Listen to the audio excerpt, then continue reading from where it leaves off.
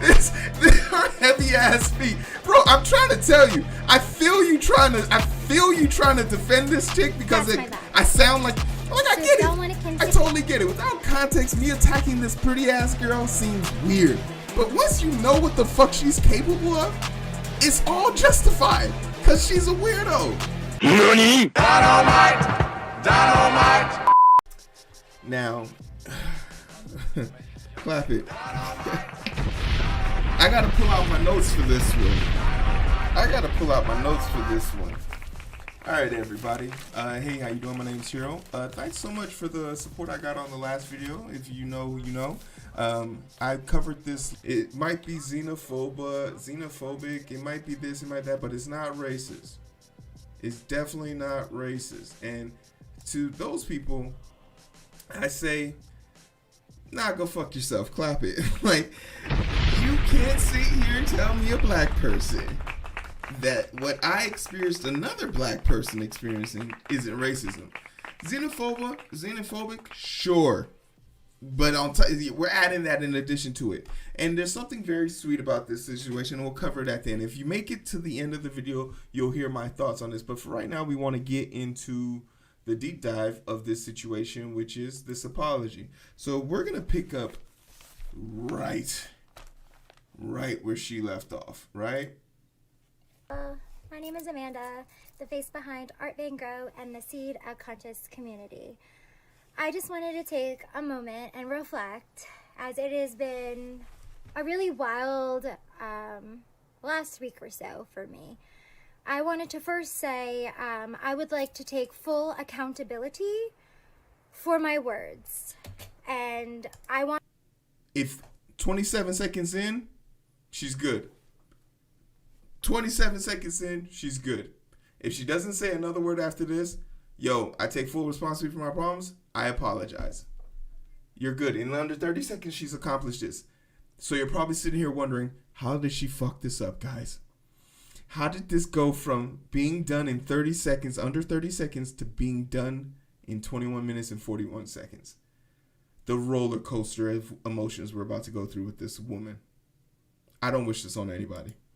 I want to apologize from the bottom of my heart for the words that I said that triggered each and every one of you in the ways that it triggered you in a positive, negative, or in between.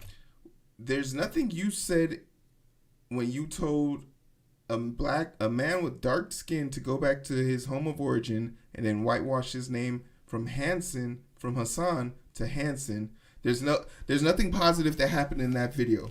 So no one was triggered by anything positive in that video that you said. Furthermore, we're not being triggered because of your video. We're being triggered by your actions, by your behavior. So she's going to say that a lot, but I just want to clear the air. There was nothing positive about your video. Between style away. I sincerely, from the bottom of my heart, apologize that my words and my expression in that moment had triggered so many of you. I apologize for that. That was not my intention.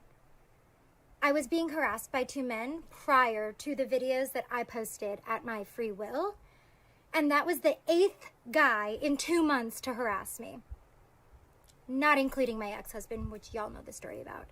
So I just wanted to give you a little glimpse into the why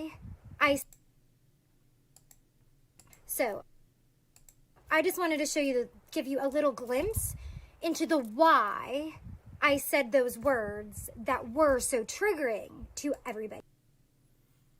You said them because you had 2 prior incidents with 2 other males and a long-standing incident with your ex? That's what brought up your racism? Your bigotry? Anybody else in the world. So I apologize sincerely that my words in that experience that I encountered triggered each and every one of you. To that, I just wanted to shine a little bit of light onto something that I am personally going through. And this does not justify my actions by any means. But watch her try and justify her actions. Personally, I'm going through a lot. I have a lot on my plate. I am diagnosed with PTSD. severe PTSD. I used to be diagnosed with anxiety. Remember when Roseanne said that her medication made her racist? There's a bunch of people that say this, and I hate these people with a passion, because your PTSD is, your signs and symptoms for PTSD is not racism or bigotry. That's a behavioral thing, right? Overview. Let's look at the symptoms. I don't even know how to say this word, but this is a symptom of PTSD. Intrusive memories.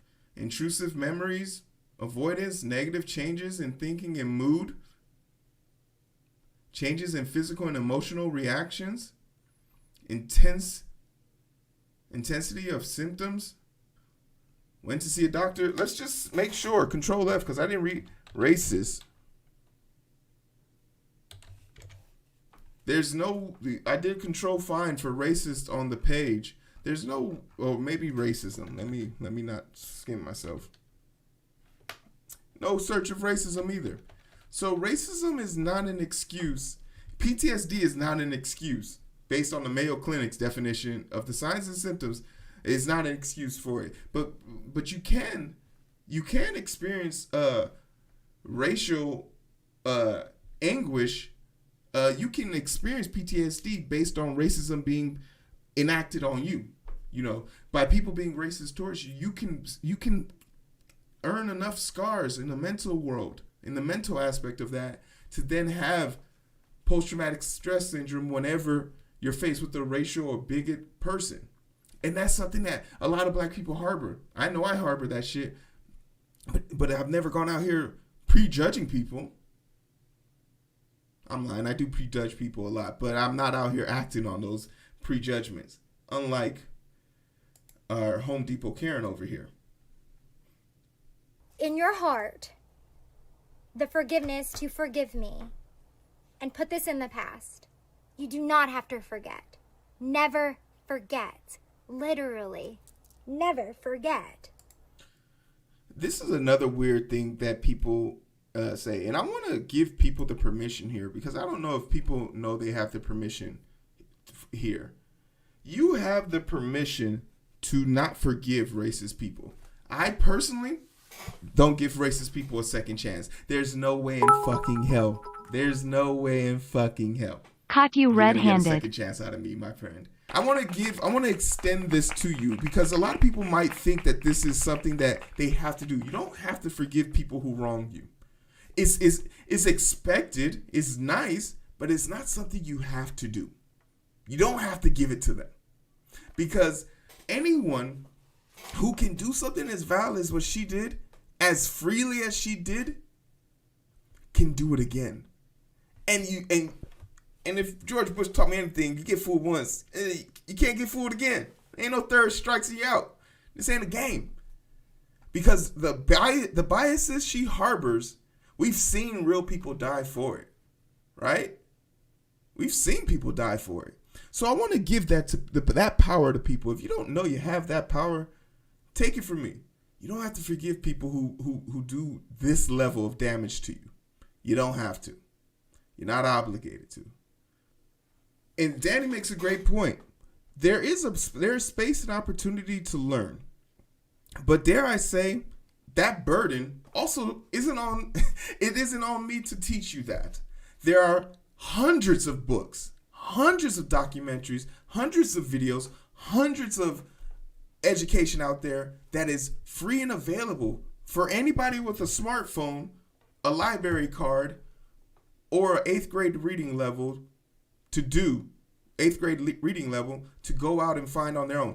That burden of having to constantly educate people when it's not your task or your job can also be a burden that most black people don't want to be worried with. Now, I venture off to say I'm more lenient of my type, because I have the mental fortitude and actually understand the processes that might be involved in it. But if that's not something you signed up for, I understand why you wouldn't want to do it.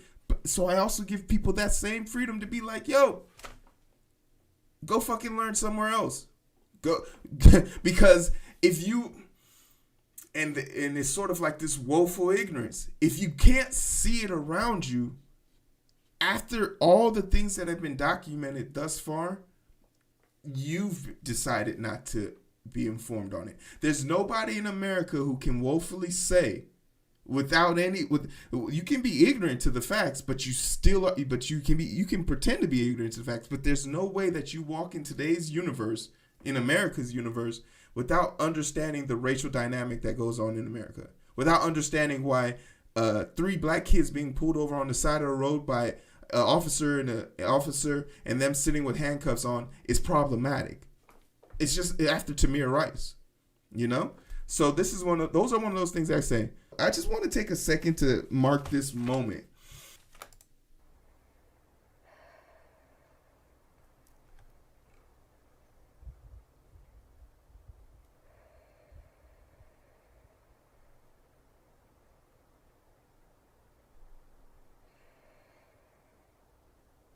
Sorry. My PTSD was getting a little ramped up there. See, I don't know how to judge this, and I don't want to judge this, because there might be people who really suffer from PTSD and practice that lower lympho, like breathing, to calm themselves down. And she was truly going through a moment, so be it. But you recorded this video. You could have cut that out. You didn't have to let us see that. You didn't have to give that to us so we can garner you some sympathy or empathy in your apology video for being racist. Do you see how the manipulation is played here, right? This video should have been over at 27 seconds in, but she needs to make sure she leaves as the good guy in this story, right? We can't let that happen. You've been following me for a long time. You know that I have been abused, used and abused, I may add, by men my entire life. And now, I'm speaking up for myself. And while also simultaneously speaking up for myself, I'm being belittled. I'm being shamed. I have death threats coming my way. I have hate crimes coming at me. Is this the world y'all want to live in? Keep in mind, she is complaining about death threats being sent to her. She's complaining about being attacked, complaining about this, complaining about that. She brought that upon herself when she decided to record a video of her being racist or bigoted and then uploading that to the internet.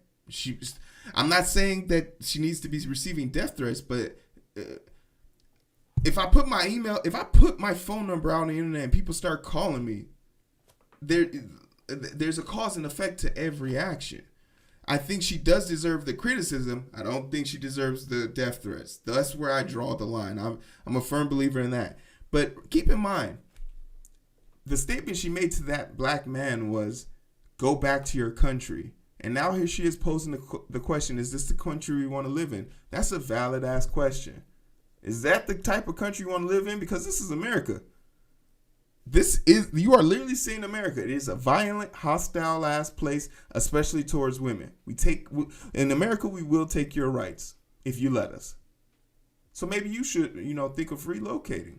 That's a fair assessment. Mocking people with severe mental illness like PTSD. No one's mocking your PTSD. Telling people with PTSD who were triggered by an abusive situation, whom were triggered by another person harassing them. Sexually harassing, I may add. I will continue to grow. I will continue to heal. I will continue to thrive. I will continue. Just a reminder, remember, any apology that goes over a minute, dare I say 30 seconds, is no longer an apology, right? We're not going through this whole video, but I'm literally skipping through this video just so we can get through it. But I just wanted everyone to kind of bear witness to the nonsense that I had to record through. You're a woman who's been abused her entire life. And you're using your voice to stand up for yourself for the first time instead of violence. You don't see me going, pow! Ooh! I have to say something though, and this might be a compliment to her. When you're this level of crazy, I think like you have special powers. because there's no way someone this weird is like, if I saw this person, I'm like, yeah, she's a wife. She's wifey material. And that's not the extent of her craziness. Black tourmaline flew off on that one. You don't see me doing papow. It's because I'm different than my family history. I'm the tree hugger. Ready? Watch me do my moves. Her heavy ass feet. Her heavy ass feet, bro. I'm trying to tell you. I feel you trying to defend this chick because I sound like I get it. I totally get it. Without context, me attacking this pretty ass girl seems weird. But once you know what the fuck she's capable of, it's all justified because she's a weirdo.